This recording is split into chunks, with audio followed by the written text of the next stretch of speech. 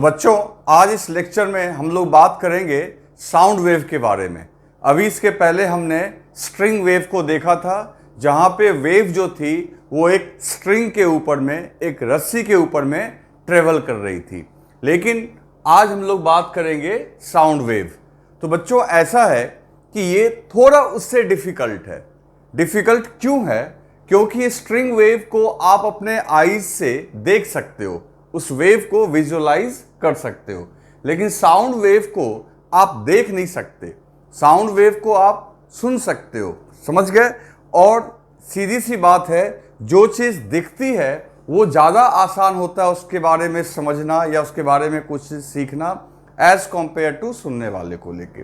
लेकिन फिर भी हमें इस चीज़ का बहुत फ़ायदा मिलेगा कि स्ट्रिंग वेव को पढ़ने के बाद साउंड वेव को समझना आपके लिए बहुत आसान होगा, क्योंकि सारे बेसिक फीचर्स जो हैं वो दोनों वेव के सेम हैं। सिर्फ फर्क पड़ेगा पार्टिकल के वाइब्रेशंस को लेके। बाकी जो आपने स्ट्रिंग वेव के केस में पढ़ा है, चाहे कोई भी इक्वेशन, चाहे आप कोई भी पैरामीटर, जैसे वेव की वेलोसिटी है ना, वेव की वेलोसिटी मीडियम की प्रॉपर्टी होती है, वो यहाँ भी हम लोग बोलेंगे। जैसे वहाँ पे जो वेवलेंथ का डेफिनेशन था, वहाँ पे जो फेज का डेफिनेशन था, वहाँ पे जो फ्रीक्वेंसी की डेफिनेशन है, वहाँ पे जो टाइम पीरियड का डेफिनेशन है, वो सारा कुछ यहाँ भी वही है। जैसे वहाँ साइन वेव था, ये भी हम लोग यहाँ भी जो हमारे सिलेबस में है वो साउंड के साइन वेव को ही पढ़ना है। ऐसे पहले मैं आपको बार बार क्लियर कर दे रहा हूँ कि वेव के फॉर्म तो कुछ भी हो सकते हैं, कितने भी प्रकार के हो सकते हैं, लेकिन जो कॉमन जो अपने नेचर में मिलता है वो साइन वेव यानी हार्मोनिक वाले वेव ही मिलता है। इसलिए आपने पहले एसएचएम पढ़ा, फिर आपने देखा वेव ऑन स्ट्रिंग, अब आप पढ़ेंगे साउंड वेव। क्लियर है? तो मेरा कहने का मतलब है कि स्ट्रिंग वेव में जो जो चीज़ आपने पढ़ा, ऑलमोस्ट सारे कॉन्सेप्ट्स को हम लोग यहाँ पे लगा सकते हैं। जहाँ जहाँ डिफरेंस आएगा, कुछ जगहों पे ये बिल्कुल उससे अलग है, तो उन चीज़ों को हम लोग देखेंगे। जैसे इंटरफेरेंस जो आपने वहाँ पढ़ा है, वैसे ही यहाँ पढ़ना है। पाथ डिफरेंस वैसे ही पढ़ना है। जैसे वहाँ आपने constructive interference, destructive interference, standing wave, या फिर आपने देखा कि म्यूजिकल इंस्ट्रूमेंट में यानी string fixed at both and, या फिर रिफ्लेक्शन ऑफ वेव, या फिर इंटेंसिटी ऑफ वेव, तो सारी चीज़ें लगभग यहाँ भी वैसे ही हैं। कहीं कहीं फर्क पड़ेगा, और जो फर्क पड़ेगा वो हम लोग देखते चले जाएंगे। और कुछ इंपॉर्टेंट और अलग फेनोमेनन यहाँ भी आपको देखने मिलेगा जो आपने स्ट्रिंग वेव में नहीं देखा था। जैसे यहाँ हम लोग बीट्स पढ़ेंगे, साउंड वेव में बीट्स होता है जो स्ट्रिंग वेव में नहीं होता है। फिर हम लोग पढ़ेंगे डॉपलर्स इफेक्ट, जो यहाँ साउंड वेव में हम लोग देखेंगे अलग से। तो इसका मतलब है कि कई सारी चीज़ें कॉमन है और बहुत सारी चीज़ें कॉमन नहीं भी हैं, ठीक है? लेकिन आपको मैं बता रहा हूं तब भी आपको आसान लगेगा, क्योंकि इक्वेशन लिखना आपको आता है, बस उसमें थोड़ा बहुत मॉडिफिकेशन यहाँ पे करना है। क्लियर है? तो स्टार्ट करें अपनी पढ़ाई। तो सबसे पहले साउंड वेव किस टाइप का वेव है ये हम सोचते हैं। तो बच्चों, याद होगा जब वेव को हम लोग क्लासीफाई कर रहे थे तो दो टाइप के वेव को हमने क्लासीफाई किया था on the basis of requirement of medium, यानी मीडियम चाहिए या मीडियम नहीं चाहिए। तो आप ध्यान से समझो, साउंड वेव के लिए क्या मीडियम चाहिए? तो ऑफ कोर्स चाहिए। साउंड वेव आपका तभी प्रोपेगेट कर सकता है, साउंड वेव तभी मूव कर सकता है जब वहाँ पे मीडियम प्रेजेंट हो। इस नाते ये एक प्रकार का मैकेनिकल वेव है। तो हम लोग सबसे पहला पॉइंट लिख देंगे कि साउंड वेव जो है आपका, ये आपका कैसा वेव है बच्चों? Mechanical wave. ये आपका मैकेनिकल वेव है, और ये तीनों प्रकार के मीडियम में चल सकता है, लिक्विड, सॉलिड और गैस। हर मीडियम में, जैसे हम लोग को भी दिमाग में क्या आता है बार बार कि साउंड का मतलब वो एयर में, गैस में मूव कर सकता है। बच्चों, साउंड हर एक मीडियम में मूव कर सकता है, इसमें कोई डाउट नहीं है कि जो अपना डिस्कशन का मैक्सिमम हिस्सा है वो गैस में ही है, क्योंकि वी आर ह्यूमन और हम लोग जो भी बात करते हैं वो हवा में ही प्रोपेगेट होती है। तो हम लोग भले ही ज़्यादातर डिस्कशन जो करेंगे sound wave in air, but आप याद रखें कि साउंड वेव आपका एयर में, लिक्विड में और सॉलिड में कहीं भी प्रोपेगेट कर सकता है। तो वही चीज है, और इन किसी में, जिसका मतलब इसको मीडियम चाहिए, है ना। मैकेनिकल वेव है क्योंकि ये मीडियम चाहिए, और it can propagate in solid, liquid and gaseous medium.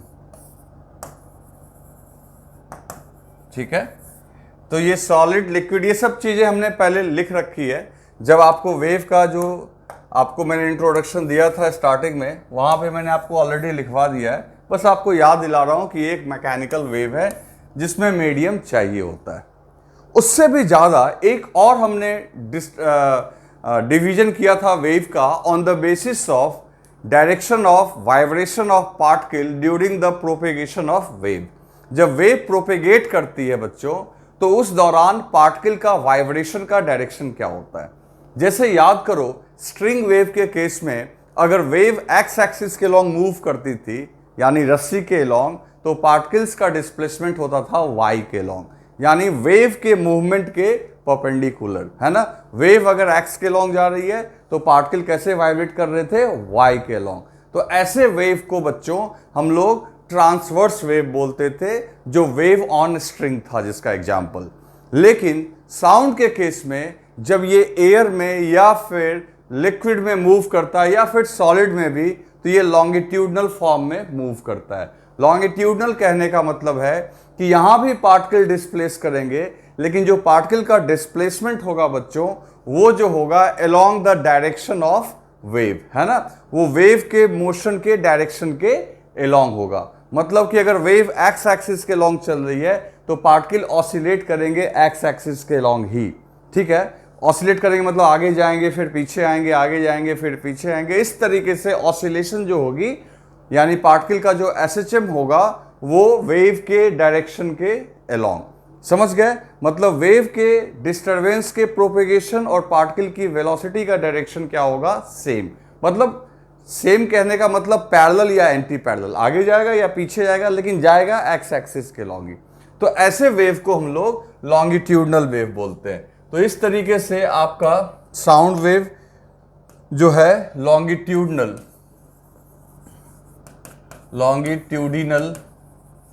Wave हो गया, है ना।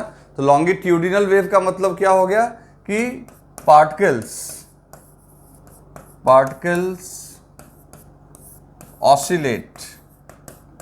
oscillates along the direction of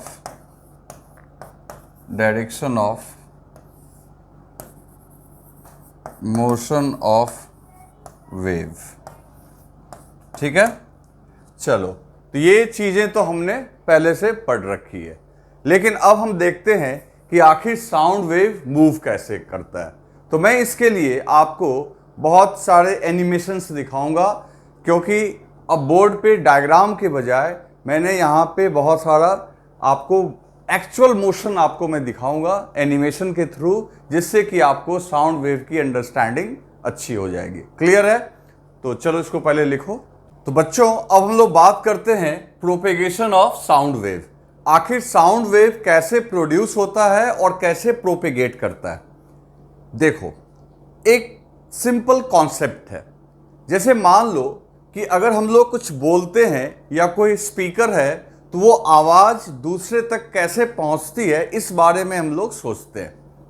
जैसे मान लो कि कोई स्पीकर है या हम लोग बोलते हैं, है ना, तो हमारे अंदर वोकल कॉर्ड्स लगे होते हैं, या स्पीकर में आप देखते ही हो, वहां पे स्पीकर में भी आपका एक डायफ्राम होता है। तो इन सब के बजाय हम लोग एक बहुत सिंपल सा एक इंस्ट्रूमेंट का यूज करेंगे जो एक अच्छा साउंड वेव को प्रोड्यूस कर सकता है। और वो कौन है? वो है ट्यूनिंग फॉर्क। सबसे पहले समझो कि ये ट्यूनिंग फॉर्क क्या है। देखो, ट्यूनिंग फॉर्क जो है वो एक स्ट्रक्चर है जो लैब में हम लोग साउंड वेव के प्रोडक्शन के लिए यूज करते हैं।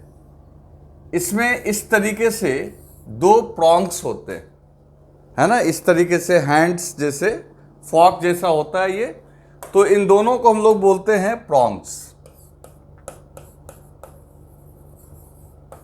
ये आपका है ट्यूनिंग फॉर्क, ट्यूनिंग फॉर्क। अब ये ट्यूनिंग फॉर्क करता क्या है, ये समझो कि एक तरीके से फॉर्क जैसा ही है, और अगर आप इसको कहीं पे एक बार हिट करोगे तो इसके जो दोनों आर्म्स हैं ये एसएचएम करेंगे, वाइब्रेट करेंगे। तो ये जो आप इसका आर्म देख रहे हो ये क्या करता रहेगा, वाइब्रेट करता रहेगा। और अगर हम ये अज्यूम कर लें कि इसकी जो वाइब्रेशन हो रही है बिल्कुल परफेक्ट ये एसएचएम कर रहा है, अगर मान लो अगर हम लोग साइन वेव की बात कर रहे हैं तो इसको एसएचएम ही करना होगा, और ये ठीक उसी तरीके से एसएचएम करेगा जैसे स्प्रिंग ब्लॉक के केस में, जैसा कि हमने एसएचएम में देखा था कि किसी ब्लॉक को अगर आप स्प्रिंग के साथ बांध दोगे तो वो ब्लॉक आपका ऑसिलेट करता है। ठीक इसी तरीके से ये ट्यूनिंग फॉर्क का जो आपका उसका आर्म है वो क्या कर रहा है, ऑसिलेट कर रहा है। तो मान लो अगर ये ऑसिलेट कर रहा है यहाँ पे, तो इसके नज़दीक में रहने वाली जो भी एयर होगी, यहाँ पे मान लो ये एयर मॉलिक्यूल्स, अभी मैं आपको एनिमेशन में और अच्छे से इसको दिखाऊंगा। तो मान लो अगर ये आपका वाइब्रेट करेगा तो जब ये आगे बढ़ेगा तो सारे मॉलिक्यूल्स को, जो एयर के मॉलिक्यूल्स उसके आगे हैं उनको वो क्या करेगा, एक जगह इकट्ठा कर देगा, है ना। जैसे मान लो ये नॉर्मल कंडीशन है, और अगर ये आगे जाएगा तो इन मॉलिक्यूल्स को पुश करके एक लोकल इनको डिस्प्लेस कर देगा। तो मॉलिक्यूल के डिस्प्लेसमेंट की वजह से क्या होगा कि मॉलिक्यूल सब बहुत पास पास में आ जाएंगे, तो उस छोटे से एरिया में वहां पे एकाएक प्रेशर बढ़ जाएगा। क्लियर है। तो मेरा कहने का मतलब है कि जैसे ही ये मान लो आगे गया तो एयर को पुश किया तो वहां पे एयर के मॉलिक्यूल्स पास पास में आ गए, तो इसका मतलब है एयर के मॉलिक्यूल के डिस्प्लेसमेंट की वजह से वहां पे एक हाई प्रेशर एरिया जनरेट हो गया। अब उस जो आपका हाई प्रेशर एरिया जो जनरेट हुआ उसको हम लोग बोलेंगे कंप्रेशन, और वो हाई प्रेशर जो है वो आपका आगे मूव करेगा, क्योंकि आप जानते हो एयर जो है हाई प्रेशर से लो प्रेशर की तरफ मूव करती है। तो आगे नॉर्मल प्रेशर है और यहाँ हाई प्रेशर है, तो ऑटोमेटिकली मॉलिक्यूल और आगे वाले मॉलिक्यूल को पुश करेगा। तो ये हाई प्रेशर का एक डिस्टरबेंस आगे मूव करता चला जाएगा। लेकिन क्या ये सिर्फ कंप्रेशन ही जाएगा? नहीं, यहाँ पे एक काम और होगा। यही जो आपका ट्यूनिंग फॉर्क का जो स्टेम है ये आगे जाएगा तो हाई प्रेशर क्रिएट करेगा, और जब ये पीछे आएगा तो उल्टा वहां पे एक्स्ट्रा स्पेस क्रिएट कर देगा। ध्यान से देखो, ये मॉलिक्यूल्स को आगे कर दिया तो मॉलिक्यूल्स पास पास में हो गए, तो उनका प्रेशर जो है वो ज़्यादा हो गया नॉर्मल प्रेशर से। और अगर मान लो ये पीछे आ गया, क्योंकि ये आगे भी जाएगा और पीछे भी आएगा, तो आगे जाएगा तो हाई प्रेशर क्रिएट करेगा, पीछे आएगा तो लो प्रेशर क्रिएट करेगा। तो हाई प्रेशर और लो प्रेशर का एक वहां पे डिस्टरबेंस क्रिएट हुआ जो एयर के थ्रू मूव करता हुआ चला जाएगा। तो ये हर बारी आपको एक हाई प्रेशर, एक लो प्रेशर, एक हाई प्रेशर, एक लो प्रेशर। तो जिस तरीके से स्ट्रिंग वेव में आपका ये होता था कि ये आपका प्लस ए और ये माइनस ए, ठीक इसी तरीके से यहाँ पे ये नॉर्मल पोजीशन से ऊपर गया तो पॉजिटिव एक्सट्रीम पे, नॉर्मल पोजीशन से नीचे गया तो नेगेटिव एक्सट्रीम पे। तो यहाँ पे देखो, फिर आप कंफ्यूज मत होना। जैसे मान लो एयर है तो एयर का प्रेशर 1 atm के बराबर होता है। तो जब साउंड वेव मूव करता होगा तो एयर के किसी रीजन में प्रेशर जो होगा 1 atm से थोड़ा ज़्यादा हो जाता होगा, और उसी के पास वाले रीजन में 1 atm से थोड़ा कम हो जाता होगा। तो वो जो एक्स्ट्रा प्रेशर बढ़ा या घटा उसी को हम लोग बोलेंगे डिस्टरबेंस, क्योंकि नॉर्मल प्रेशर तो 1 atm है। अब 1 atm में यानी 1 एटमॉस्फेरिक प्रेशर, अगर उसमें डेल्टा पी बढ़ गया और डेल्टा पी घट गया तो बढ़ने को बोलेंगे कॉम्प्रेशन वेव, यानी पॉजिटिव वाला हिस्सा वेव का हो गया, और घटने को बोलेंगे बच्चों रेयरफैक्शन। तो इसको मैं अभी एक एनिमेशन के थ्रू दिखाऊंगा तो आपको और अच्छा समझ में आएगा। क्लियर है कि ये कैसे जाता है। तो अभी आप देखिए। अब बच्चों देखो, यहां पे आप देख सकते हो कि एक वेव का लॉन्गिट्यूडनल वेव जो है वो मूव कर रहा है। कैसे? तो देखो, आप गौर करना कि ये जो ऐसे गया, ये इसको देखो, ये मॉलिक्यूल्स पास पास में हो गए, तो ये हाई प्रेशर वाला देखो जा रहा है, high pressure, this is high pressure. और ये जो बीच में स्पेस आया लो प्रेशर। जब मॉलिक्यूल के बीच का डिस्टेंस देखो, हर बार ये ऐसे गया, फिर वापस आया, फिर ऐसे गया, फिर वापस आया, फिर ऐसे गया, फिर वापस आया। तो ये मॉलिक्यूल्स एसएचएम कर रहे हैं, और ये मॉलिक्यूल्स एसएचएम कर रहे हैं वेव के डायरेक्शन में ही। जहां जहां मॉलिक्यूल्स आपका क्लोज दिखे, जैसे देखो ये आपका क्या, ये आपका जो है ये आपका हाई प्रेशर एरिया हो गया। ये बच्चों जो हो गया हाई प्रेशर एरिया, ये आपका हाई प्रेशर एरिया है, ठीक है। ये हाई प्रेशर एरिया है, ये आपका लो प्रेशर एरिया हो गया इसके पास वाला, ये आपका पास वाला इसका लो प्रेशर एरिया हो गया। तो इस तरीके से हाई प्रेशर लो प्रेशर आपका यहां पे मूव कर रहा है। क्लियर है बच्चों? तो इस तरीके से आप देख सकते हो कि कैसे मूव करता है। अब देखो यहां पे मॉलिक्यूल के मोशन को देखो, मॉलिक्यूल या तो वेव के अलोंग जाता है या वेव के अपोजिट। वेव के अलोंग गया तो मॉलिक्यूल का जो सिर्फ वेलोसिटी यहां शो किया जा रहा है, तो वेव के अलोंग है या वेव के अपोजिट। एक और एनिमेशन देखो, इसमें हम लोगों ने एक सिर्फ इस तरीके से देखो कंप्रेशन भेजा और पीछे rarefaction, compression rarefaction, compression rarefaction. ये एक स्प्रिंग है। अभी एक चीज देखो यहां पे, पहले मैं एक बार इसको स्टॉप करता हूं। देखो ये गया कंप्रेशन, उसके पीछे rarefaction, compression rarefaction, compression rarefaction. मतलब ये स्प्रिंग के थ्रू दिखाया जा रहा है कि ये स्प्रिंग में आप देखो यहां पे नॉर्मल वाइंडिंग है, और जब ऐसे पुश करते हैं हम लोग, देखो ये पुश किया गया तो ये पास पास में हो गया, ये दूर हो गया, तो ये कंप्रेशन हुआ, ये रेयर फ्रैक्शन। यही आपका एयर मॉलिक्यूल में हो रहा था। और ये जो ए और बी देख रहे हो, ये दो पार्टिकल है इस तरीके से हैंग किया हुआ है, जो दिखा रहा है ए और बी को आपका मोशन के अलोंग। तो इसको आप देखो ध्यान से, तो थोड़ा एज्यूम करो कि क्या हो रहा है, तो इससे आपको और कॉन्सेप्ट क्लियर होगा कि देखो वेव मूव कर रहा है, स्प्रिंग जहां पास पास में आ गए मतलब वहां पे प्रेशर ज़्यादा है, और जहां दूर दूर हो जा रहे हैं वहां पे। फिर देखो ये भी एक एग्जाम्पल है, ये भी मैंने आपके लिए दिखाया कि देखो आप किस तरीके से compression rarefaction, compression rarefaction, है ना। प्रेशर ज़्यादा, डेल्टा पी मतलब नॉर्मल से एवब, नॉर्मल से बिलो, नॉर्मल से एवब, नॉर्मल से बिलो। तो इसको देखो, ध्यान से देखो और समझोगे। देख रहे हो? अब इसी चीज को देखो, यहां पे ये स्पीकर है और मॉलिक्यूल के फॉर्म में दिखाया गया है कि ये मॉलिक्यूल्स का कैसे वाइब्रेशन यहां तक पहुंच रहा है, और जिसको ये आपका स्प्रिंग के थ्रू भी दिखाया जा रहा है। रियलिटी में ये मॉलिक्यूल में देखो कंप्रेशन गया। अब देखो ये सबसे बढ़िया डायग्राम है, ये रहा वही ट्यूनिंग फॉर्क का स्टेम, एक जो भी ट्यूनिंग फॉर्क का हम लोग प्रॉन्ग बनाए थे। देखो ये आगे गया, यहां पे मॉलिक्यूल पास पास में, देखो ये डिस्टर्बेंस ट्रेवल कर रहा है, दिस इज कंप्रेशन।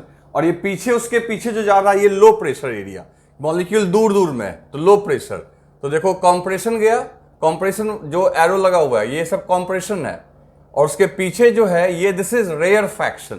क्या बोलेंगे इसको? Rarefaction. मैं लिखूंगा अभी एक डायग्राम इसी का, आप चाहो तो एक काम करो, आप एक डायग्राम यहां पे बना लो। मैं इसको स्टॉप करता हूं, ठीक है। तो आप इस डायग्राम को बनाओ, ये डायग्राम को आप बना लो कॉपी में। आप देखो यहां पे रेयर फ्रैक्शन, ये जो एरो लगा हुआ है बच्चों, ये एरो जो है यहां पे मैं दिखा रहा हूं अभी, तो ये जो एरिया हो गया, ये एरिया ये आपका हो गया कंप्रेशन का, ये पूरा एरिया है कंप्रेशन का, मॉलिक्यूल्स काफी पास पास में है। और ये जो एरिया हो गया, ये हो गया रेयर फ्रैक्शन का। रेयर फ्रैक्शन का मतलब मॉलिक्यूल्स दूर दूर में है, तो ये high pressure low pressure. Clear है? ये नॉर्मल से हाई प्रेशर, ये नॉर्मल से लो प्रेशर। अगर इसको हम लोग स्ट्रिंग के फॉर्म में दिखाना चाहेंगे तो सीधी सी बात है, ये आपका नेगेटिव एम्पलीट्यूड, ये पॉजिटिव एम्पलीट्यूड। तो इस डायग्राम को आप अच्छे से बना लो, ठीक है। इस डायग्राम को आप अच्छे से बना लो, ये दिखा दो इस तरीके से कंप्रेशन और ये रेयर फ्रैक्शन। क्लियर है? इस तरीके से कहीं दूर कहीं पास। फिर से एक बार वेव मोशन देखो, अब मैं फिर प्ले कर देता हूं इसको, तो देखो कैसे ये मूव कर रहा है। इस तरीके से ध्यान से देखते रहो, इससे तुम्हारे कॉन्सेप्ट बहुत क्लियर हो जाएंगे। तो इस हिसाब से अगर देखा जाए तो वेव, यहाँ यही पूछा गया कि ट्रांसवर्स है या लॉन्गिट्यूडनल, तो बच्चों ये लॉन्गिट्यूडनल है, क्योंकि मॉलिक्यूल्स, वेव का डायरेक्शन भी इधर है, और तुम देख रहे हो ना मॉलिक्यूल भी आपका वेव के लॉन्ग ही ऑसिलेट कर रहा है। जैसे एक मॉलिक्यूल पे ध्यान दो, ये क्या कर रहा है, ये आगे गया फिर पीछे आया फिर आगे गया, देखो ये एसएचएम, मॉलिक्यूल्स एसएचएम ही कर रहे हैं, और उसी के मॉलिक्यूल के मोशन की वजह से यहाँ पे प्रेशर चेंज हो रहा है। और बच्चों प्रेशर के साथ साथ एक चीज और चेंज हो रहा है, डेंसिटी भी चेंज हो रही है। डेंसिटी होती है मास पर यूनिट वॉल्यूम। तो तुम देख रहे हो कि जहां कंप्रेशन है, जहां प्रेशर ज्यादा है, वहां कम वॉल्यूम में ही ज्यादा मॉलिक्यूल हैं। तो हम लोग यहां ये भी कह सकते हैं कि प्रेशर के साथ साथ एक चीज और फ्लक्चुएट कर रही है, वो फ्लक्चुएट क्या कर रही है, डेंसिटी। तो साउंड वेव को मॉलिक्यूल के डिस्प्लेसमेंट के रूप में भी दिखाया जाता है, मॉलिक्यूल के डेंसिटी के फॉर्म में भी दिखाया जाता है, और मॉलिक्यूल के प्रेशर के फॉर्म में भी। मैं वो सारा आपको भी लिख के दिखाऊंगा, अभी फिलहाल आप इसको देखो ध्यान से। अब यहां देखो बच्चों, यहां पे हमने ये स्ट्रिंग वेव से कंपेयर कर दिया है। ये प्रेशर वर्सेस, अगर ग्राफ ड्रॉ करें तो देखो ये हाई प्रेशर को दिखा रहा है और ये आपका लो प्रेशर को, यानी इस स्ट्रिंग में ये हाई प्रेशर को दिखा रहा है और ये लो प्रेशर को। ठीक है,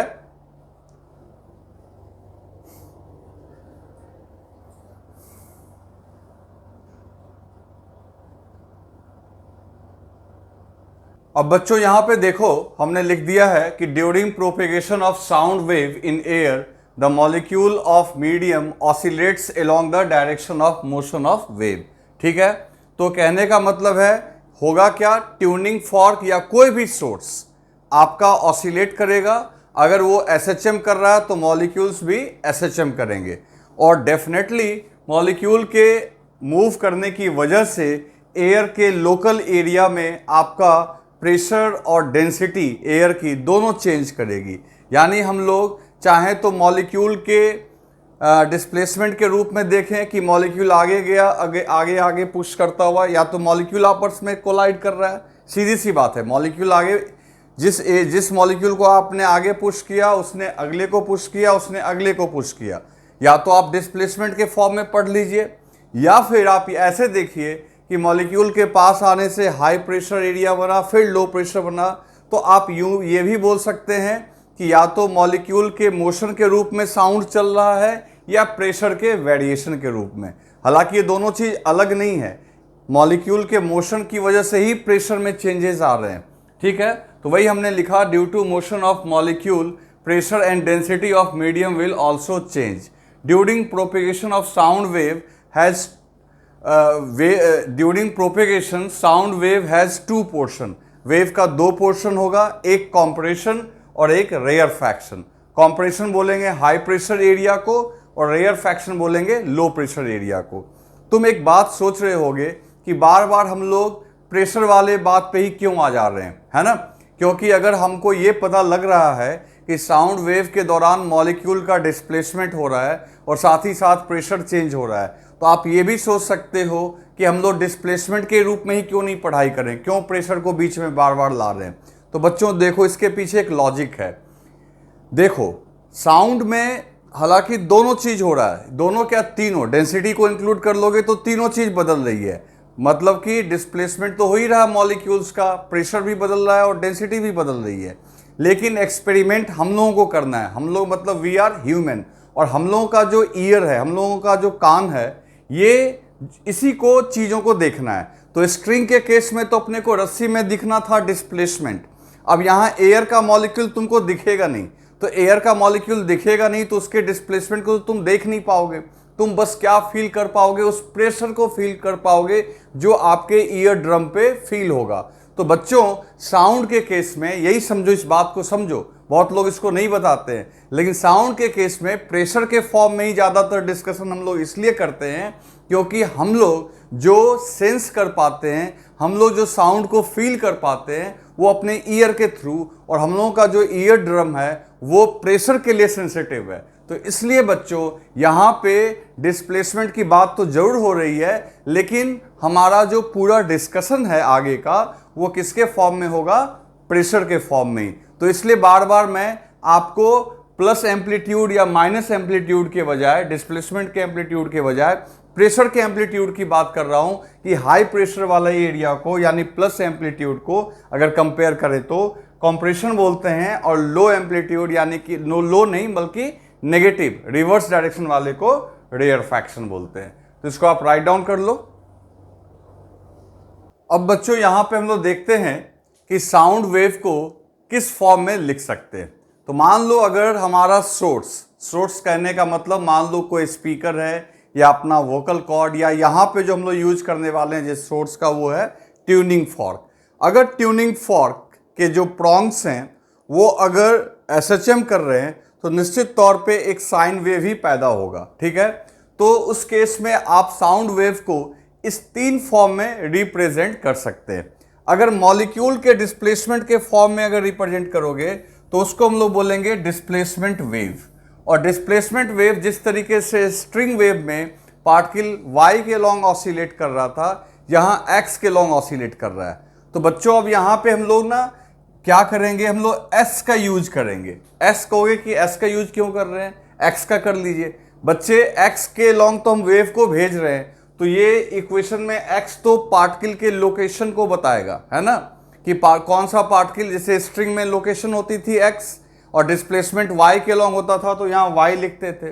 लेकिन यहाँ तो x का यूज कर रहे हैं हम लोग पार्टिकल के लोकेशन के लिए, वहाँ भी पार्टिकल के लोकेशन के लिए यूज करते हैं, यहाँ भी करते हैं। और साथ ही साथ डिस्प्लेसमेंट भी पार्टिकल का x के लॉन्ग हो रहा है, तो डिस्प्लेसमेंट में कंफ्यूजन ना हो इसलिए हमने s से इस्तेमाल कर लिया। s जो है पार्टिकल का डिस्प्लेसमेंट है, S0 जो है एम्पलीट्यूड है, सब कुछ वैसा ही है, बाकी कहीं कोई फर्क नहीं है, बाकी कोई फर्क नहीं है। पार्टिकल उसी तरीके से एक सिंपल इक्वेशन ले लिया है, और जरूरी नहीं है किसी फॉर्म में हो। फिर तो आपको मैंने बता रखा है कि ये बहुत फॉर्म में हो सकता है, डिपेंड करता है कि यहाँ पे फेज कांस्टेंट क्या लिए हैं। कभी ये कॉस के फॉर्म में हो सकता है, kx माइनस ओमेगा टी हो सकता है, ओमेगा टी प्लस kx हो सकता है अगर नेगेटिव में जा रहा हो, तो कुछ भी हो सकता है, ठीक है ना। वो डिपेंड करेगा कि आपका फेज कांस्टेंट क्या है, जो कि हम लोग बहुत डिटेल में पहले पढ़ चुके हैं। इसी तरीके से अगर मान लो कि डिस्प्लेसमेंट के चेंज होने की वजह से ही प्रेशर भी चेंज हो रहा है, तो अगर डिस्प्लेसमेंट आपका साइन के फॉर्म में चेंज हो रहा है, साइनसॉइडल मतलब कि हार्मोनिक, सिंपल हार्मोनिक मोशन के फॉर्म में अगर वो चेंज हो रहा है, तो ये भी आपका साइन के फंक्शन में ही चेंज हो रहा होगा। अब ये चौंक मत जाना कि कॉस क्यों लिख दिए, अरे ये साइन के फॉर्म में तो इसको तुरंत कन्वर्ट कर सकते हो, लेकिन फिर भी हम कॉस इसलिए लिख दिए क्योंकि हम लोग प्रूव करेंगे इसके बाद कि इन दोनों में ये चीज़ दिखाने के लिए, अभी मैं प्रूव भी करूंगा कि इन दोनों में फेज डिफरेंस π/2 का होता है। यानी आपका डिस्प्लेसमेंट वेव और प्रेशर वेव में जो फेज डिफरेंस आता है π/2 का, अगर इसको साइन के फॉर्म में लिखे तो ये कॉस के फॉर्म में आएगा, अगर ये साइन के फॉर्म में लिखेंगे तो वो कॉस के फॉर्म में आएगा। इसको हम लोग प्रूव करेंगे। फिलहाल अभी याद रखो कि इन दोनों के बीच में फेज डिफरेंस कितना होता है, π/2 का। बाकी क्या है, तो बाकी जैसे वहाँ किसी टाइम t पे डिस्प्लेसमेंट s है, तो यहाँ किसी टाइम t पे जो प्रेशर का चेंज है वो p है, और ये p0 क्या है, मैक्सिमम जो एम्पलीट्यूड जो चेंज हो सकता है। एक बात याद रखना, फिर से मैं बता रहा हूँ, ये इस इक्वेशन से जो ये प्रेशर आ रहा है, देखो बहुत बच्चों को ये कंफ्यूजन होता है, ये जो प्रेशर आ रहा है ये नेट प्रेशर एयर का नहीं है, ये एयर के प्रेशर में जो बदलाव है। यानी 1 atm से, जैसे मान लो एयर का प्रेशर को कुछ तुम मान लो, जैसे एयर का प्रेशर को हम मान लेते हैं Q, तो इस Q अब plus P, Q plus P, और P के जगह आप ये पूरा लिख दो। तो अब Q कभी Q प्लस P0 हो सकता है, कभी Q माइनस P0 हो सकता है। तो ये नॉर्मल प्रेशर के ऊपर भी P0 मैक्सिमम हो सकता है और नॉर्मल प्रेशर से कम। बात समझ रहे हो ना। जैसे एक और एग्जांपल्स में समझाता हूं।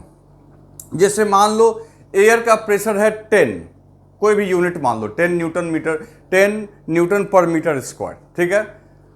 तो 10 है, और यहां जो साउंड में फ्लक्चुएशन हो रहा है वो +-2 का हो रहा है, तो एयर का प्रेशर कितना होगा, तो 12 भी हो सकता है और 8 भी हो सकता है। यानी 10 + 2 हो गया 12 और 10 - 2 हो गया 8। यानी एयर का प्रेशर जो है वो +-2 से फ्लक्चुएट करता रहेगा, ठीक है ना। तो तो यहां जो इस इक्वेशन से जो प्रेशर आएगा ये एयर का नेट प्रेशर नहीं आएगा, ये वो प्रेशर देगा जिससे वो फ्लक्चुएट करेगा।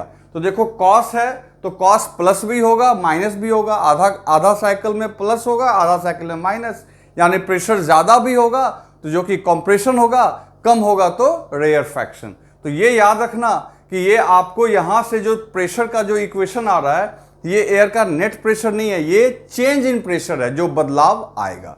और ठीक उसी तरीके से डेंसिटी। अच्छा, फिर तुम एक बात देख रहे होगे कि इन दोनों को कॉस कॉस के फॉर्म में इसलिए लिखा है क्योंकि प्रेशर और डेंसिटी का जो फेज होता है ये दोनों एक जैसा ही फ्लक्चुएट करता है। मतलब जब आपका प्रेशर ज्यादा होगा तो खुद सोचो, प्रेशर ज्यादा का मतलब मॉलिक्यूल पास पास में, तो उसी समय डेंसिटी भी ज्यादा होगी। तो इन दोनों का फेज सेम। और यहां पे इसको देखो रो बराबर rho naught cos omega T minus के एक्स।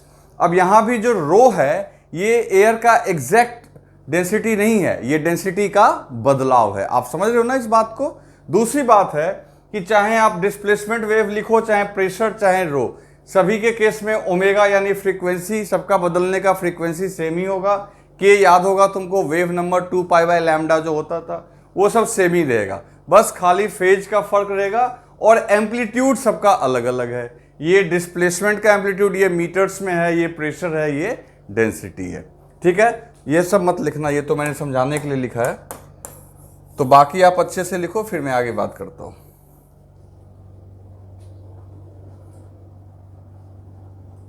बच्चों, जैसा कि हमने देखा कि साउंड वेव को हम लोग डिस्प्लेसमेंट वेव के रूप में और प्रेशर वेव के रूप में और डेंसिटी तीनों के रूप में कर सकते हैं, लेकिन यहां पे मैं दो के बीच रिलेशन स्टैब्लिश करूंगा, एक डिस्प्लेसमेंट और दूसरा प्रेशर। डिस्प्लेसमेंट इसलिए क्योंकि डिस्प्लेसमेंट का अंदाजा हमें या डिस्प्लेसमेंट के बारे में आइडिया अपने को है कहां से, स्ट्रिंग वेव से। और प्रेशर तो खैर यहां जरूरी है, जिसका रीजन मैंने बताया कि हम लोग प्रेशर को ही सेंस कर सकते हैं। ठीक है, तो अभी हम लोग को रिलेशन डेवलप करना है दोनों वेव में, यानी रिलेशन डेवलप करने का मतलब है कि अगर डिस्प्लेसमेंट वेव के फॉर्म में दिया हुआ है तो उसको हम लोग प्रेशर वेव के फॉर्म में कन्वर्ट कर सकते हैं, या प्रेशर वेव के फॉर्म में दिया हुआ है तो डिस्प्लेसमेंट वेव के फॉर्म में कन्वर्ट कर सकते हैं। क्लियर? ठीक है, अब देखो इसको समझने के लिए अभी एक टर्म है जो आपको सीखना होगा। ठीक है, ये एक अलग टर्म है जो मैं आपको अभी बताऊंगा। देखो, एक टर्म है इलास्टिसिटी। ठीक है, इलास्टिसिटी जो कि हम लोग पहले से भी सुनते हुए आ रहे हैं, जो कि हमारे स्प्रिंग के केस में, यानी स्प्रिंग समझते हो, स्प्रिंग को अगर आपने खींच दिया तो वापस वो अपनी स्थिति में आना चाहता है, ये टेंडेंसी को हम लोग बोलते हैं इलास्टिसिटी। ये टेंडेंसी गैस लिक्विड में भी होती है या कहीं भी किसी मॉलिक्यूल में होती है। उनका अपना एक शेप होता है, अगर आप चाहोगे कि उनके शेप को चेंज करें तो आपको इसके लिए एक्सटर्नल फोर्स लगाना पड़ेगा, क्योंकि हर जो आपका एक मीडियम है, चाहे वो गैसियस है या लिक्विड है, वो अपने शेप को मेंटेन करना चाहता है। जैसे कि एग्जाम्पल के लिए देखो, अभी हम लोग गैस के बारे में बात करेंगे और ये लिक्विड के लिए भी वैलिड है। मान लो कि ये आपका एक स्फेरिकल वॉल्यूम है जिसमें गैस है। ठीक, अब इसका वॉल्यूम है V, इसका वॉल्यूम है V। अब इस कंटेनर के अंदर भी प्रेशर है, बाहर भी प्रेशर है। अब चाहते हो कि इसके वॉल्यूम में चेंज आए। चेंज आए मतलब चाहे ये बढ़े या घटे, कोई भी किसी भी प्रकार का तुम चेंज चाहते हो। तो मान लो सीधी सी बात है, अगर तुमने कोशिश की कि इसके वॉल्यूम को घटाना है तो तुमको क्या करना पड़ेगा, इस चारों तरफ से आपको इसके ऊपर प्रेशर अप्लाई करना पड़ेगा। कितना प्रेशर अप्लाई करना पड़ेगा? ऑब्वियसली है, जो अंदर प्रेशर है मान लो P1, तो बाहर का P2, और P2 को क्या करना पड़ेगा, P2 जो होना चाहिए that is greater than P1, है ना, तब ये इसका वॉल्यूम घटेगा। या अगर वॉल्यूम को बढ़ाना है, अगर वॉल्यूम को बढ़ाना है तो उस केस में ये P2 है, ये अंदर का P1 है, तो अंदर का प्रेशर को ज़्यादा होना पड़ेगा, है ना, अंदर के प्रेशर को ज़्यादा होना पड़ेगा, तो इसका वॉल्यूम उस केस में भी चेंज होगा, उस केस में भी चेंज होगा। इस केस में क्या होगा, P1 ग्रेटर होगा P2 से। ठीक है, तो इस केस में आपका वॉल्यूम घटेगा, वॉल्यूम डिक्रीज होगा। ठीक है, और इस केस में वॉल्यूम क्या हो रहा होगा बच्चों, बढ़ रहा होगा। आ रही है बात समझ में? तो मेरा कहने का मतलब है कि सीधी सी बात है, अगर आप जो है इसको इसके वॉल्यूम को रिड्यूस करना चाहते हो तो बाहर से एक्सेस प्रेशर लगना चाहिए, अगर इसके वॉल्यूम को बढ़ाना चाहते हो तो अंदर से एक्स्ट्रा प्रेशर लगना चाहिए। तो एक काम करते हैं हम लोग, यहां पे एक टर्म डिफाइन कर लेते हैं, डेल्टा पी। डेल्टा पी क्या हो गया? Difference of pressure, difference of pressure. और डेल्टा वी जो है बच्चों, ये हो गया चेंज इन वॉल्यूम, ये वॉल्यूम का चेंज हो गया। तो यहां पे साइंटिस्ट लोगों ने एक रेशियो डिफाइन किया जो कि हर एक गैस के लिए, हर एक सैंपल के लिए यूनिक वैल्यू होता है, अलग अलग वैल्यू होता है। तो यहां पे उन्होंने एक टर्म डिफाइन किया, दैट इज बी, और इस बी को बोलते हैं बच्चों बल्क मॉड्यूलस, बल्क मॉड्यूलस। ठीक है, इस बी को क्या बोलते हैं? Bulk modulus. और बी को डिफाइन कैसे करते हैं? तो बी को डिफाइन करते हैं negative of delta B, delta P. Delta P मतलब जो एक्स्ट्रा प्रेशर है ना, एक्स्ट्रा प्रेशर है। डेल्टा पी जो मतलब ये एक्स्ट्रा प्रेशर है, प्रेशर इतना से ज्यादा हो सकता है या इतना से कम हो सकता है। तो delta V, delta P upon delta V upon V, ठीक है ना। तो इसको हम लोग वॉल्यूम स्ट्रेन भी बोलते हैं। ये क्या है? Delta we is the change in volume और वी जो है वो इनिशियल वॉल्यूम है। Change in volume upon initial volume. तो बच्चों चेंज इन प्रेशर को अगर डिवाइड करेंगे change in volume upon initial volume से और आगे माइनस लगाएंगे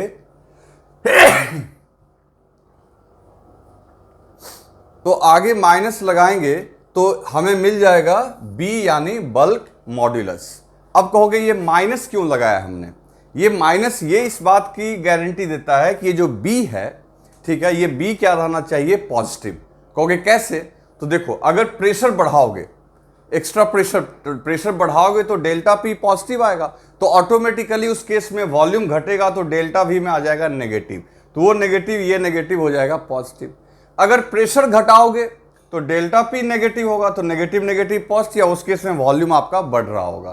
तो हर हालत में बी जो रहेगा वो पॉजिटिव, ये माइनस आपका, इसलिए तो नाम है बल्क मॉड्यूलस। मॉड्यूलस का मतलब ही है कि हमेशा वो क्या रहना चाहिए? पॉजिटिव। आ रही है बात समझ में?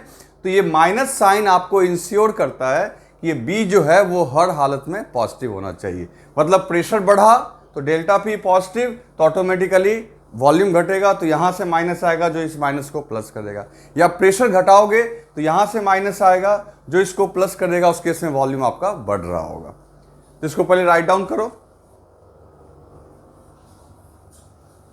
तो बच्चों उसी को देखो हमने यहां पे लिख दिया है फिर से। तो bulk modulus equals to minus delta P upon delta V by V. अगर डेल्टा पी पॉजिटिव होगा मतलब प्रेशर अगर आप बढ़ाओगे, अंदर का प्रेशर बढ़ाओगे, कैसे बढ़ाओगे? बाहर से प्रेशर एक्स्ट्रा लगा के, तो उस केस में वॉल्यूम डिक्रीज होगा, इसलिए डेल्टा वी नेगेटिव होगा। या उल्टा करो, बाहर का प्रेशर डिक्रीज कर दो, ठीक है, तो अंदर का भी डिक्रीज होगा। कैसे? पूरा वो फैलने लगेगा, यानी डेल्टा पी नेगेटिव होगा तो वॉल्यूम बढ़ेगा। क्लियर? अब आ जाओ, इसी को हम चाहें तो डिफरेंशियल फॉर्म में भी लिख सकते हैं। डेल्टा थोड़ा बड़ा चेंज हो गया, जो D है ये वेरी स्मॉल चेंज है, तो हम लोग B equals to minus D P upon D V by V भी कर सकते हैं। D P small change in pressure, D V small change in volume upon initial volume. और इसी को अगर हम लोग चाहें तो इसको उधर भेज दें तो डी पी की जगह minus B into D V by V होगा और delta P equals to V into D P by D. तो इस तरीके से ये रिलेशन को याद रखना। अभी हम लोग इसका यूज करेंगे जब हम लोग रिलेशन को स्टैब्लिश करेंगे। तो इसको राइट डाउन कर लो। तो बच्चों यहां पे देखो, अब हमने एक एयर के एक हिस्से को, एक उसके सिलेंड्रिकल हिस्से को कंसीडर किया है, ठीक है। मान लो कि ये एक्स एक्सिस के लॉन्ग वेव ट्रेवल कर रहा है, जो इस इक्वेशन को फॉलो कर रहा है, S equal to S nought sine omega T minus के एक्स, जहां एस आपका उसका डिस्प्लेसमेंट है पार्टिकल का, एस नॉट एम्पलीट्यूड है, बाकी तो तुम देख ही रहे हो। अब एक काम करते हैं, ठीक है, यहां पे ये एक सिलेंड्रिकल हमने वॉल्यूम कंसीडर किया है, क्रॉस सेक्शनल एरिया जो इसका है क्रॉस सेक्शनल एरिया जो है बच्चों इसका ए है, ठीक है ना। अब सोचो कि हमने इस आपका गैस के सैंपल को कंसीडर किया है जो कि x से लेके x प्लस डी एक्स के बीच में है ना।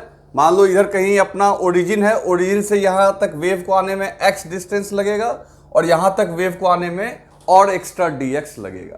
तो ये हमने एक वॉल्यूम लिया है, क्लियर है। अब जब वेव आएगा बच्चों, सीधी सी बात है, जब वेव उधर से आएगा तो वो सभी जगह पार्टिकल को क्या करेगा, डिस्टर्ब करेगा। डिस्टर्ब करेगा मतलब कि उनको अपने मीन पोजीशन से आगे डिस्प्लेस करेगा। तो मान लेते हैं एक सेकेंड के लिए, मान लो कि ये जो यहां वाला पार्टिकल, जो पार्टिकल x पे है, उसकी डिस्प्लेसमेंट जो हुई, ठीक है ध्यान से सुनना, उसकी डिस्प्लेसमेंट हुई s, मतलब ये आपका इस क्रॉस सेक्शन से कितना आगे बढ़ गया, s, ये आगे बढ़ा s। थोड़ा इसको ढंग से बनाते हैं, मतलब इसकी डिस्प्लेसमेंट ये यहां से आगे डिस्प्लेस हो गया वेव आने पे ये क्रॉस सेक्शन यहां बढ़ के आ गया, मतलब वो मॉलिक्यूल्स, यहां वाले मॉलिक्यूल्स s डिस्टेंस आगे आ गए। मैं कलर चेंज कर देता हूं, इसका हो गया आपका s डिस्प्लेसमेंट, ठीक है। तो अगर मान लो इस मॉलिक्यूल का भी डिस्प्लेसमेंट, यहां वाले क्रॉस सेक्शन का भी डिस्प्लेसमेंट s ही होगा, तब तो वॉल्यूम में तो कोई चेंज ही नहीं आया। पहले जो यहां पे था ये क्रॉस सेक्शन अगर s बढ़ गया और ये भी अगर s बढ़ गया तो वॉल्यूम वही का वही रह गया, वॉल्यूम वही रह गया तो प्रेशर वही रह गया, फिर तो वेव का मतलब ही नहीं है। वेव का मतलब क्या होता है, प्रेशर में चेंज, और प्रेशर में तभी चेंज आएगा जब वॉल्यूम चेंज होगा। तो और ऐसे भी ये इक्वेशन कहता है सभी जगह का जो डिस्प्लेसमेंट है वो सेम नहीं होगा, वो x पे डिपेंड करेगा। तो यहां वाले का डिस्प्लेसमेंट अगर s ले रहे हैं तो इस मॉलिक्यूल का तो कोऑर्डिनेट लिखोगे x प्लस dx, तो ऑटोमेटिकली उसका डिस्प्लेसमेंट कुछ और होगा। तो मान लो कि ये क्रॉस सेक्शन जो आगे बढ़ा, ये क्रॉस सेक्शन जो बच्चों आगे बढ़ा, ये यहां बढ़ के आया और ये आगे बढ़ गया कितना, ये आगे बढ़ा आपका s प्लस ds। ध्यान से सुनना, अगर सिर्फ s बढ़ता, अगर सिर्फ s चेंज होता तब तो ये भी s गया, ये भी s गया, तो वॉल्यूम में तो कोई चेंज आएगा ही नहीं। लेकिन ये कितना चेंज हुआ, s प्लस ds। तो ऑटोमेटिकली जो आपका सैंपल का वॉल्यूम है, जो पहले वॉल्यूम था और जो बाद में वॉल्यूम है, उस वॉल्यूम में चेंज आएगा। तो मान लो कि पहले वॉल्यूम कितना था, तो पहले का जो वॉल्यूम था वो आपका यहां से यहां तक था और अभी यहां से यहां तक है। ध्यान से देखना, पहले यहां से यहां तक था तो ये दूरी तो आपकी कितनी थी, ये दूरी थी आपकी dx, देखो ये dx दूरी थी। अब क्या हुआ है कि ये s बढ़ गया और ये s प्लस ds बढ़ गया, तो वॉल्यूम में एक्स्ट्रा इजाफा हुआ ds का, है ना। तो पहले इनिशियल वॉल्यूम देखो क्या लिखेंगे, तो इनिशियल वॉल्यूम तो हो गया हमारा जो लिक्विड जो गैस है उसका ये डिस्टेंस है, उसका जो ये डिस्टेंस है dx into cross sectional area a, ये हो गया उसका इनिशियल वॉल्यूम। अब ये वेव की वजह से जो चेंज आया वॉल्यूम में, वो कितना वॉल्यूम में चेंज आया, तो बच्चों सीधी सी बात है, ये s आगे बढ़ा और ये भी अगर s आगे बढ़ता फिर तो दोनों के बीच की दूरी dx की dx ही रह जाती, तो मतलब वॉल्यूम में कोई चेंज नहीं रहता। लेकिन ये s बढ़ा लेकिन वो एक्स्ट्रा बढ़ गया है, तो चेंज इन वॉल्यूम जो आएगा बच्चों, एक्स्ट्रा जो ds बढ़ गया है तो लिख देंगे ds इंटू a। अब इन दोनों चीज को ध्यान से समझना, ये जो ब्लैक लाइन है ये इसके इनिशियल वॉल्यूम को बता रहा है, ठीक है। और ये जो पर्पल का मतलब हुआ कि ये यहां शिफ्ट हुआ, ये यहां शिफ्ट हुआ, लेकिन ये s से शिफ्ट हुआ, ये एक्स्ट्रा s ds से शिफ्ट हुआ, तो वो एक्स्ट्रा चेंज इन वॉल्यूम आया। तो ये v हो गया बच्चों और ये हो गया ds इंटू a। तो ऑटोमेटिकली अगर वॉल्यूम में चेंज आएगा तो प्रेशर में भी चेंज आएगा। तो यही तो है कि प्रेशर में कन्वर्जन देखना है अपने को। आ रही है यहां तक बात समझ में?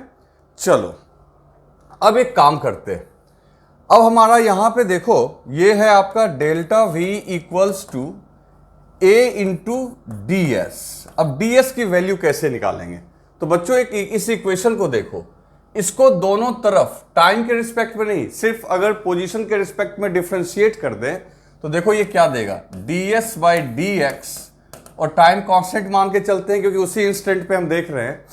तो आपको पता है इंटीग्रेशन में कि ये जो x का कॉफिशिएंट है ये बाहर आ जाएगा, तो ये हो जाएगा माइनस के एस नॉट, और साइन का हो जाएगा कॉस। ये माइनस किसके साथ आया, k की वजह से आया, तो और ये आपका कॉफिशिएंट के फॉर्म में बाहर आ गया, तो कॉस ये हो गया आपका, थोड़ा मैं इसको साइड कर दूं, ये हो गया कॉस ओमेगा टी माइनस के एक्स। ये आपका आ गया ds, तो इस dx को उधर भेज दो, so ds is equal to minus K, ठीक है, minus K into D x into S not into omega T minus के एक्स। अब इस वैल्यू को लेके यहां पे आ जाओ, यहां पे देखो क्या लिखा हुआ है, तो यहां पे ये लिखा हुआ है बच्चों delta v equals to A D S, तो लिखोगे area A cross sectional area, और ds के जगह ये पूरा रख दो, तो आगे लिख दो माइनस और लिख दो dx, ये वाला dx into S not into k into cos omega T minus के एक्स। क्लियर? अब देखो dx इंटू ए को क्या लिख सकते हैं बच्चों, v, बहुत आराम से देखो सॉल्व हो जाएगा। तुमको ऐसे भी इसका डेरिवेशन का जरूरत नहीं है, लास्ट का मैं तो वो आपको समझाने के लिए बता रहा हूं, लास्ट में जो रिजल्ट आएगा उसको याद रखना। तो a into D x into a को हम लोग बहुत आराम से लिख सकते हैं इनिशियल वॉल्यूम, तो ये हो गया आपका delta v equals to v into S not into K cos omega T minus के एक्स। क्लियर? अब देखो, अब आप चाहो तो कुछ देर पहले जो मैंने आपको बताया वो याद करो। कुछ देर पहले मैंने आपको क्या बताया था कि बल्क मॉड्यूलस इक्वल्स टू होता है minus delta P upon delta V upon V. अब चाहो तो इसको इधर ले आओ, तो यहां से ये हो जाएगा delta V upon V is equal to minus delta P upon B. ऐसे लिख सकते हैं, लिख सकते कि नहीं लिख सकते? तो डेल्टा वी बाई वी को लिख सकते हैं minus delta P upon B. अब तुमको देखो यहां पे ये काम करके दिखाते हैं, जल्दी से इसको पहले राइट डाउन करो। लिख लिया आपने? चलो अब देखते हैं। अब बच्चों यहां पे देखो, इस v को इधर ले आओ, तो ये हो जाएगा delta v upon V equals to minus S nought K cos omega T minus के एक्स। क्लियर? अब इसके जगह क्या लिख सकते हो, तो इसके जगह लिख सकते हो दिस होल थिंग, तो ये हो जाएगा आपका minus delta P upon B equals to minus S nought K cos omega T minus के एक्स। ठीक है, मैं इसको ऊपर कर दूं, ये तो आपने लिख लिया होगा।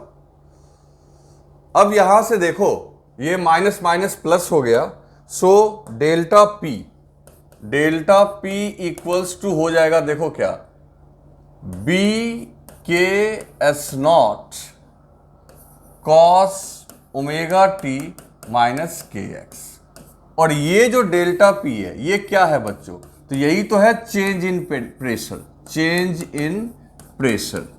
तो साउंड वेव जब मूव करता है तो देखो यहां से हमने प्रूव कर लिया कि जो प्रेशर है वो भी आपका साइनसॉइडल फंक्शन में, देखो हम लोग डिस्प्लेसमेंट से चले लेकिन प्रेशर का चेंज भी आपका कॉस के फॉर्म में है। अरे कॉस को तो साइन में तुरंत कन्वर्ट कर सकते हैं, ठीक है। तो मेरा कहने का मतलब ये हो गया कि this is change in pressure. तो चेंज इन प्रेशर के लिए हम मान लो यहां पे टर्म यूज कर रहे हैं P। याद रखना ये P ऐसा नहीं है कि एक्चुअल प्रेशर है, P is the change in pressure. ये P के लिए हमने यूज कर लिया चेंज इन प्रेशर। अब आगे का जो कॉफिशिएंट होता है बच्चों ये होता है एम्पलीट्यूड। तो ऑटोमेटिकली इधर प्रेशर है तो ये प्रेशर का ही चेंज का एम्पलीट्यूड हो गया। तो ये हो गया आपका क्या, P0, ठीक है। और ये हो गया आपका कॉस ओमेगा टी माइनस के एक्स।